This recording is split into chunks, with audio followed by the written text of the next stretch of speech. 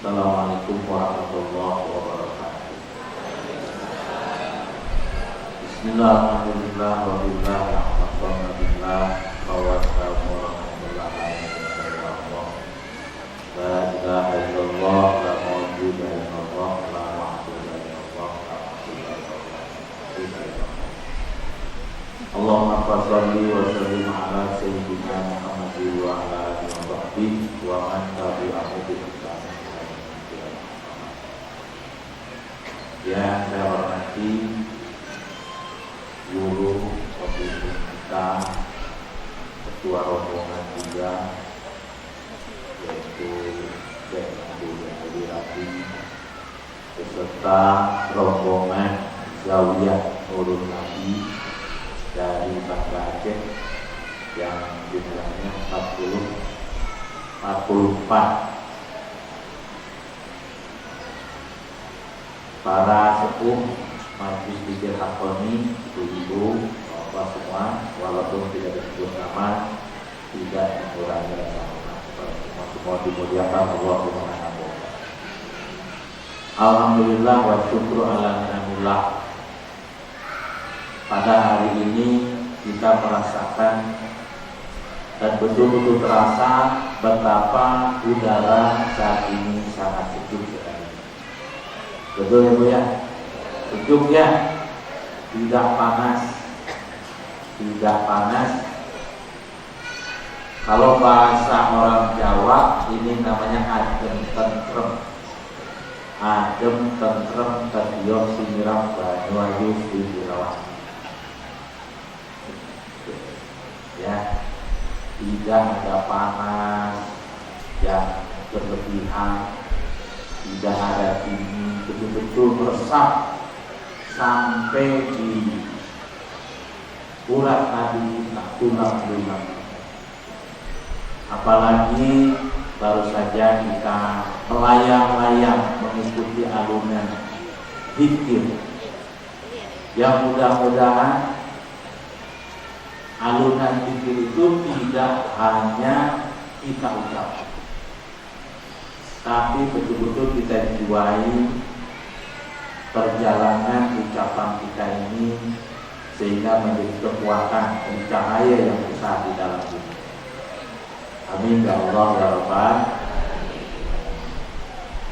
Allah Subhanahu wa taala memberikan tanda bahwa setiap orang yang merasakan senang, nyaman, bahagia di dalam taat kepada Allah, itu di dalam dirinya ada cahaya yang diberikan Allah Subhanahu wa taala. Afama syara'allahu sadrahu bil Islam wa huwa ala nurin min rabbih. Bahwa siapapun yang dia merasa bahagia, merasa nikmat, merasa nyaman, ya, seolah-olah kita ini sedang menikmati makanan yang sangat lezat. Betul nggak Bu? Tadi dikit kita lezat ya, lezat. Mau apa? Ya, lezat. Ada 3 tingkatan cahaya yang diberikan Allah Subhanahu wa taala pada orang yang merasa. Yang pertama adalah yang disebut Nurut Talibin.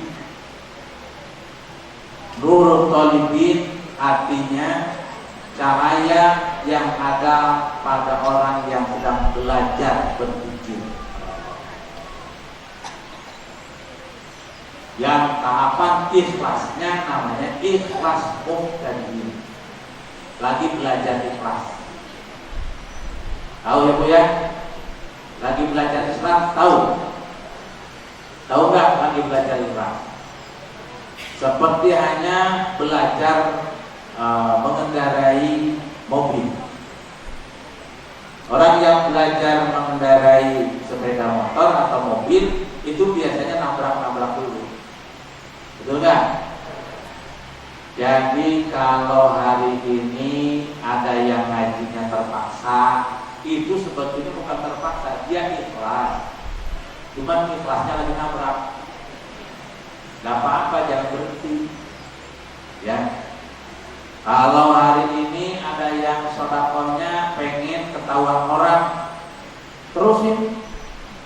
Itu juga cuman ikhlasnya ikhlas lagi nyenggol, lagi nabrak. Jangan pura-pura ingin disebut orang ikhlas kemudian tidak jadi beramal. Itu namanya biang keroknya dia. Sebetulnya saya ini mau nyumbang sebetulnya 1 juta, tapi kan kalau kita sedekah itu harus ikhlas.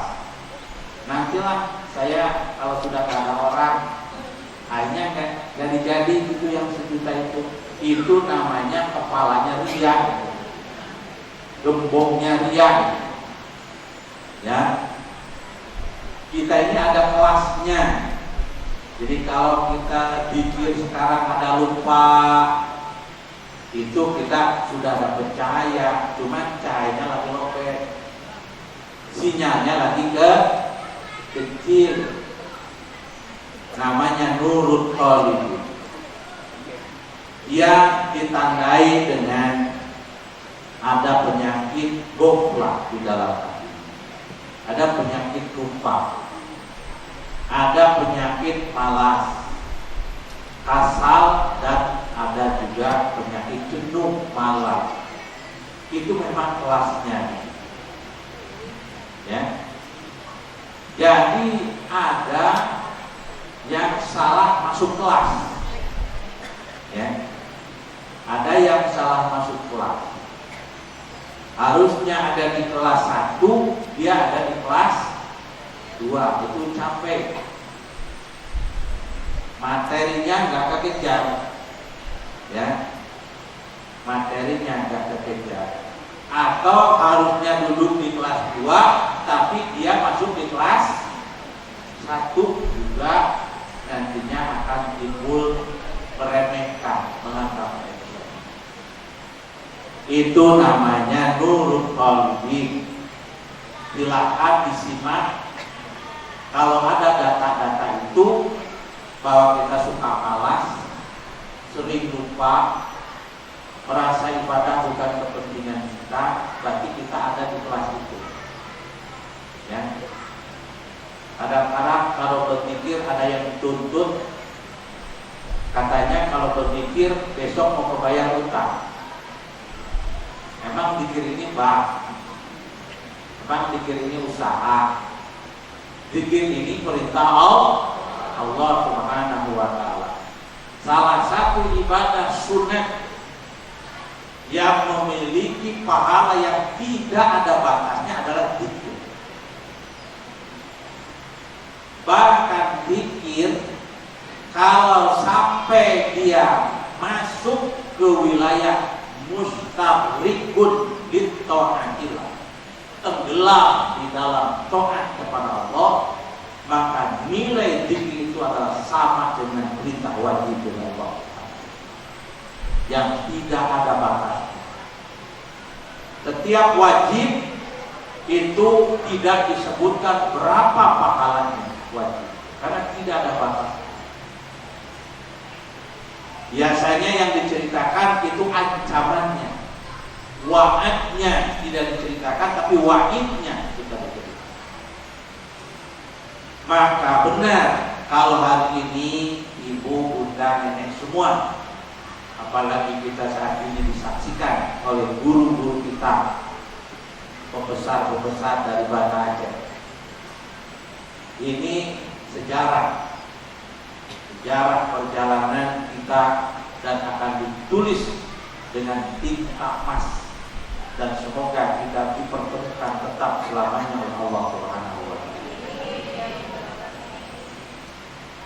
Yang kedua namanya nurus sairin, cahaya orang yang di dalam perjalanan menuju Allah Subhanahu wa ta'ala, menuju ampunan Allah, menuju cahaya kebesaran Allah, menuju kasih sayang Allah Subhanahu wa taala. Ditandai dengan apa? Dengan kesetiaan. Dia akan selalu menunggu kapan datang perintah Allah Subhanahu wa taala. Dia akan intidorus sholat bis sholat. Dia akan duduk menunggu waktu datang sholat. Dia akan menunggu kapan mulai zikir. Dia akan menunggu bermacam-macam amalan-amalan yang soleh. Karena dia merasa sebagai hamba Allah Subhanahu wa taala. Merasa sebagai abid hamba Allah Subhanahu wa taala. Ditandai dengan tangginas dalam bahasa Sunda. Kalau dalam bahasa Jawa apa? Munsyid. Munsyid itu adalah rajin. Rajin beramal soleh. Jadi kalau ada yang berbicara tentang agama, tentang akhirat, dia akan mengatakan kun abna al-akhirah wala takun abna ad-dunya. Jadilah sebagai anak-anak akan mengisi akhirat Allah Subhanahu wa taala. Dan jangan menjadi anak-anak yang hanya menjadi penghuni dunia. Jadi kalau bercerita pengajian, dia pasti akan bangun. Itulah tanda-tanda sahirin yang dia memiliki cahaya yang cukup banyak. Yang ketiga namanya nurul wasilin, ya, yaitu cahaya orang yang sudah sampai di dalam perjalanan hatinya, yang dalam tahapan itu dia sudah melalui alam nasut, lahut, malakut, jabarut. Makanya kalau dzikir itu perasaan banyak ketinggalan, ya, karena hati kita naik. Satu alam itu jutaan tahun, kalau harus ditempuh dengan fisik itu jutaan tahun. Dari alam nasut kepada alam lahut, alam malaikat, alam malakut, dan alam jabarut, alam kebesaran Allah. Di sana ada kolam, ada lauhul mahfuz, ada aras, ya. Dan zikir kita ini akan dijawab Allah Subhanahu wa taala kalau zikir kita cahayanya sampai di aras Allah Subhanahu wa taala. Alam taro kaifa daraballahu masalan kalimatan thayyibah kasyajaratin thayyibah asluha sabitun wa far'uha fis-sama. Apakah kamu tidak memperhatikan bagaimana Allah membuat perumpamaan, yaitu kalimat thayyibah. Kalimat thayyibah itu adalah zikir kita kepada Allah Subhanahu wa taala. Kasyajaratin thayyibah. Zikir itu seperti pohon thayyibah, pohon yang baik, yang akarnya ada di bawah. Artinya manusianya ada di masjid, manusianya ada di kedai, manusianya ada di kebun, ada di sawah, tapi hatinya dia ada di arasnya Allah Subhanahu wa taala. Itu yang disebut nurul wasilin. Tandanya apa? Tandanya pertama ada tazawuqan wa tasawuqan wa mahabbah. Bukan zikir, bukan sholat karena mengharapkan surga, bukan membaca istighfar karena takut merasa banyak dosa, tapi dia ada kerinduan yang sangat dalam kepada Allah Subhanahu wa taala. Dia ada kecintaan yang sangat dalam kepada Allah. Tidak berbicara pahala, tidak berbicara surga dan neraka, karena dia itu yang disebut ahlullah, keluarga besar Allah Subhanahu wa taala. Inilah rute perjalanan cahaya yang kita tempuh, yang pasti kita merasa lelah, kita merasa letih, dan bahkan mungkin ada yang putus asa. Ada yang berjatuhan satu persatu, seperti jatuhnya daun-daun yang berguguran di tengah perjalanan zikir kita. Oleh sebab itu, maka umpamakanlah di saat datang hal-hal seperti itu, kita ini tidak pernah bosan ngecas handphone. Betul kan? Ada nggak yang bosan ngecas handphone? Nggak ada. Kenapa? Karena kita mau merasa punya kepentingan dengan sinyal itu, dengan setrum baterai. Jangan pernah putus asa. Terus kita berzikir. Yadkurunallaha qiyaman wa qu'udan wa 'ala junubihim wa yatafakkaruna fi khalqis samawati wal ardh. Sampai kemana perjalanan zikir kita? Sampai kita tahu diri siapa kita. Kenapa kita tidak minder dengan Allah yang menciptakan langit dan bumi? Kita lebih minder dengan orang kaya, kita lebih minder dengan pejabat daripada minder dengan Allah Subhanahu. Kita bertemu dengan orang kaya membungkuk, kita bertemu dengan pejabat kita merasa malu, hina, kecil. Padahal Allah itu pencipta langit dan bumi dan pencipta seluruh. Disitulah yang akan kita tanamkan cahaya yang nantinya akan menjadikan kekuatan untuk kita. Di saat cahaya itu membesar dan berkembang sampai ke seluruh ruang hati kita, maka yang menerima cahaya itu bukan hanya kita. Contoh daripada guru-guru kita, mursyid kita, idola contoh orang yang memiliki cahaya nurul batin atau kadang disebut nurul musyahad. Dia diberikan cahaya dari dalam oleh Allah Subhanahu wa ta'ala yang kemudian bisa menyinari seluruh umatnya. Mudah-mudahan sekecil apapun cahaya yang diberikan oleh Allah kepada kita, jangan sampai dikeluarkan dalam hati kita. Rabbana la tuzigh qulubana ba'da idh hadaitana wa hab lana min ladunka rahmatan innaka antal wahhab. Itu saja yang bisa kami sampaikan. Mudah-mudahan ada manfaatnya dan semoga Allah mengampuni segala dosa dan kesalahan kita dan menyayangi kita semua, dan semoga kita pun diikat dalam ukhuwah Islamiyah yang kuat, dan kita ini termasuk orang yang ruhama ubaina, orang yang saling cinta di jalan Allah Subhanahu wa ta'ala, yang tidak pernah melihat kejelekan sedikit pun pada orang lain.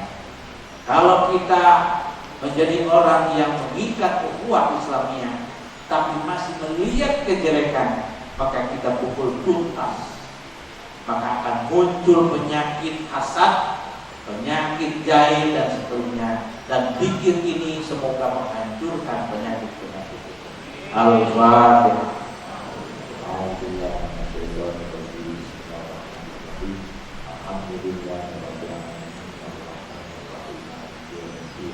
Iyyaka na'budu wa iyyaka nasta'in. Ihdinas siratal mustaqim. Siratal ladzina an'amta 'alaihim ghairil maghdubi 'alaihim waladdallin. Mohon maaf atas segala kekurangan. Wassalamualaikum warahmatullahi wabarakatuh.